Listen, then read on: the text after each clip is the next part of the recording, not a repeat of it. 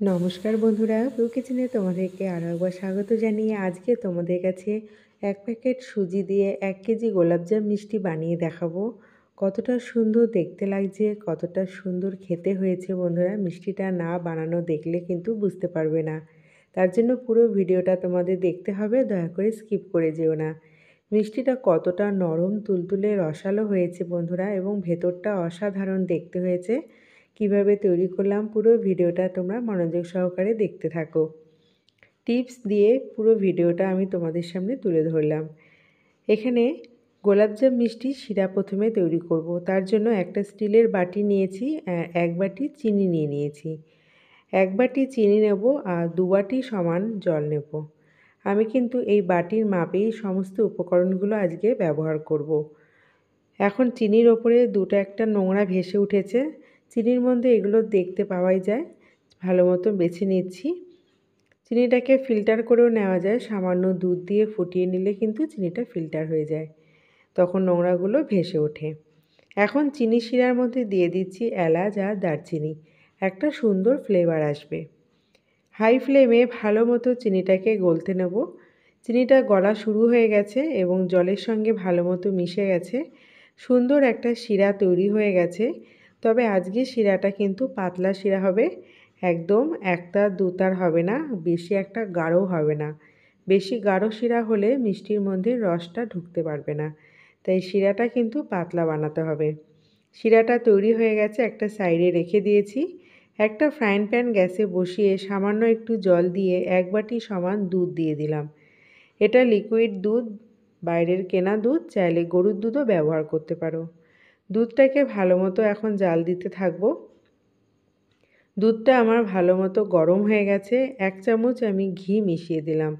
এই ঘিটা হোমমেড ঘি, বাড়ির তৈরি। ঘিয়ের লিঙ্কটা আমি ডেসক্রিপশন বক্সে দিয়ে দেবো, তোমরা একবার রেসিপিটা দেখে নিতে পারো। বাড়ির তৈরি ঘি কিন্তু ভীষণই স্বাস্থ্যকর বাড়ির বাচ্চাদের জন্য। বন্ধুরা, আমি এখন চিনি দিয়েছিলাম যে স্টিলের বাটি করে, সেই বাটির 1 বাটি সুজি নিয়েছি। সুজিটা ফাইন সুজি, তাই আমি কিন্তু মিক্সার গ্রাইন্ডারে গ্রাইন্ড করিনি। আমি কিন্তু সুজিটা এখন অল্প অল্প দুধের মধ্যে মিশিয়ে দিচ্ছি। আর একবারে বেশি সুজি দেবে না, তাহলে কিন্তু ডালা পেকে যাবে। আর গ্যাসের আঁচটাকে লো করে আমি সুজিটা মেশাচ্ছি। দেখো কত সুন্দরভাবে সুজিটা মিশে গেছে দুধের সাথে। এখন আমি সুজিটাকে নামিয়ে নেব। তার জন্য একটা প্লেট নিয়েছি, আর প্লেটের মধ্যে একটু আমি তেল অথবা ঘি তোমরা মাখিয়ে নিতে পারো। আমি এখানে একটু ঘি মাখিয়ে নিয়েছি। আর এখন সুজিটাকে নামিয়ে নিচ্ছি। তবে সুজিটা এখন প্রচণ্ড গরম আছে, তাই একটু ফ্যানের তলায় আমি 2 মিনিট মতো রেখে দেবো। তারপরে আস্তে আস্তে হাতের সাহায্যে সুজিটাকে ভালো মতো মেখে একটা সফট ডো তৈরি করে নেব। সুজিটার আমার একটা সফট ডো তৈরি করে নিয়েছি। এখন এর মধ্যে আমি আরও কিছু উপকরণ মেশাবো, যার জন্য গোলাপজামগুলো কিন্তু দেখতে এবং খেতে খুব সুন্দর হবে। এখন আমি সুজির মধ্যে দিয়ে দেব 2 চামচ মতো ময়দা। ময়দার পরিমাণটা 2 চামচের বেশি দেবে না বন্ধুরা। বেশি ময়দা হলে কিন্তু খেতে ভালো লাগে না, মিষ্টিগুলো পারফেক্ট তৈরিও হয় না। তাই অল্প ময়দা দেওয়ার চেষ্টা করবে। আর এখানে আমি 2 ফোঁটা মতো নিয়েছি ফুড কালার। এটা হচ্ছে গোলাপি ফুড কালার, যেটার জন্য আমার গোলাপজামগুলো দেখতে গোলাপি রঙের হবে, ভেতরটা খুব সুন্দর হবে। তো এখন সমস্ত কিছু ভালো মতো দেখো মিশিয়ে নিয়েছি আমি সুজির ডোটার সাথে, আর কত সুন্দর একটা রং এসেছে। তবে বন্ধুরা, ফুড কালারটা কিন্তু অপশনাল, তোমরা চাইলে স্কিপ করে যেতে পারো। এখন এখানে 4 ভাগের 1 ভাগ নিয়ে নিয়েছি আমি বেকিং পাউডার। আমি বেকিং সোডা মানে খাবার সোডা কিন্তু ব্যবহার করিনি, আমি এখানে বেকিং পাউডার ব্যবহার করেছি। আর বেকিং পাউডারটা দেওয়ার পর আবারও ভালো মতো আমি মিশিয়ে নিচ্ছি।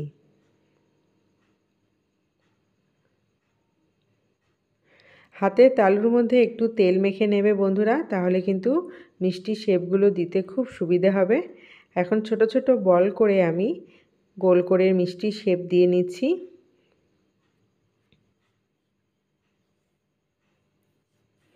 কি সুন্দরভাবে একটা মিষ্টি শেপ আমি দিয়ে নিলাম।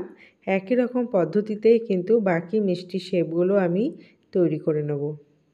আজকের এই গোলাপজাম মিষ্টিটা যদি তোমাদের ভালো লেগে থাকে, অবশ্যই পুরো ভিডিওটা দেখার পর একটি লাইক করে দিও এবং কমেন্টস করে জানিও তোমাদের কেমন লাগলো। আর বেশি বেশি করে শেয়ার করে দিও সকল বন্ধুদের কাছে। আর যদি কোনো নতুন বন্ধু এসে থাকো প্লিজ আমার চ্যানেলটিকে সাবস্ক্রাইব করার অনুরোধ রইল। আর পাশে থাকা বেল বাটনটি অন করে রাখবে যাতে নতুন নতুন রেসিপি আপলোড করা মাত্রই তার নোটিফিকেশানটা সবার প্রথম তোমাদের কাছে গিয়ে পৌঁছাতে পারে। সবকটা মিষ্টি কিন্তু সুন্দরভাবে আমি শেপ দিয়ে নিয়েছি। একটা মিষ্টির গায়েও কিন্তু কোনো রকম ক্র্যাক নেই। মিষ্টির গায়ে যদি ক্র্যাক থাকে তাহলে কিন্তু বুঝতে হবে ডোটা আমাদের মাখা হয়নি। আরও আমাদের ডোটা ভালো মতো মেখে নিয়ে তারপর মিষ্টি শেপ দিতে হবে। নাহলে তেলের মধ্যে দেওয়া মাত্রই মিষ্টিগুলো ফাটতে শুরু করবে এবং শিরা দেওয়ার আগেই কিন্তু মিষ্টিগুলো খুলে যাবে। তাই ভালো মতো ডোটা মাখা কিন্তু সবথেকে ইম্পর্টেন্ট পার্ট। এখন আমি তেলটা গরম করব, তবে বেশি একটা গরম করব না, মিডিয়াম গরম করব। আর এদিকে শিরাটা আমার ঠান্ডা হয়ে গেছে, তাই গ্যাসটা জ্বালিয়ে উষ্ণ গরম করে নেব শিরাটা, মানে কুসুম গরম করে নেব। ওদিকে আমার তেলটাও কিন্তু কুসুম গরম হয়ে গেছে, মানে উষ্ণ গরম। এখন আস্তে আস্তে একটা করে মিষ্টি দিয়ে দেবো। আর কড়াইয়ের পরিমাণটা যদি বড় থাকে তাহলে মিষ্টিগুলো একবারে দেওয়ার চেষ্টা করবে, তাহলে সব মিষ্টিগুলো সমানভাবে ভাজা হবে, না হলে কম বেশি ভাজা হয়ে যায়। বেশি বড় পাত্র হলে সুবিধা হয়, তাহলে সব মিষ্টি একবারে কিন্তু এঁটে যাবে। এখন মিডিয়াম আছে সব মিষ্টিগুলোকে আমি ভেজে নেব। খুব সহজে আজকে 1 প্যাকেট সুজি দিয়ে তোমাদেরকে গোলাপজাম মিষ্টি বানিয়ে দেখাচ্ছি। মিষ্টিটা অবশ্যই বাড়িতে একবার ট্রাই করে দেখবে, এই কায়দায় খেতে কিন্তু ভীষণ ভালো লাগে। এবং বাড়িতে মিষ্টি বানিয়ে রাখলে কিন্তু অনেক সুবিধে হয়। বাড়িতে অতিথি আসলে অথবা বাচ্চাদের টিফিনেও কিন্তু তোমরা এরকম মিষ্টি দিয়ে দিতে পারো। বাড়ির তৈরি মিষ্টি কিন্তু ভীষণ উপকারী আমাদের শরীরের জন্য। দেখো বন্ধুরা, মিষ্টিগুলো তেলের ওপর দেওয়া মাত্রই কিন্তু ফুলতে শুরু করেছে। কতটা ফুলে ডবল হয়ে গেছে মিষ্টিগুলো। আর সব মিষ্টিগুলো কিন্তু সমানভাবে ভাজা হচ্ছে। মিষ্টিগুলো তেলের ওপর দেওয়ার পর কিন্তু খুন্তি বা হাতা দিয়ে নাড়াচাড়া করবে না, হ্যান্ডেলটা ধরে বা সাঁড়াশি দিয়ে ধরে এরকম নাড়াচাড়া করবে, তাহলে মিষ্টি ওপর নিচ সব দিক কিন্তু সমানভাবে ভাজা হবে। দেখো বন্ধুরা, মিষ্টিগুলো সুন্দরভাবে ভাজা হয়েছে, তবে আমি কিন্তু বেশি একটা ডিপ কালার করব না, এরকম হালকা কালারের ওপর রাখবো যাতে সুন্দর একটা রং আসে। এখন মিষ্টিগুলোকে তুলে আমি গরম শিরার মধ্যে দিয়ে দেবো এবং গরম শিরার মধ্যে 3 থেকে 4 ঘন্টা রেখে দিলেই মিষ্টিগুলো ফুলে ফেপে ডবল হয়ে যাবে। চাইলে তোমরা সারা রাতও রেখে দিতে পারো। আজকের মিষ্টি রেসিপিটা অবশ্যই একবার বাড়িতে বানিয়ে দেখো বন্ধুরা, ভীষণ ভালো লাগবে খেতে। আর যারা মিষ্টি বানাতে ফেল হয়েছো, আশা করছি রেসিপিটা দেখার পর আর তোমাদের কোনো সমস্যাই হবে না। আর তোমাদের কেমন লাগলো সেটা কিন্তু কমেন্টস করে জানাতে ভুলবে না।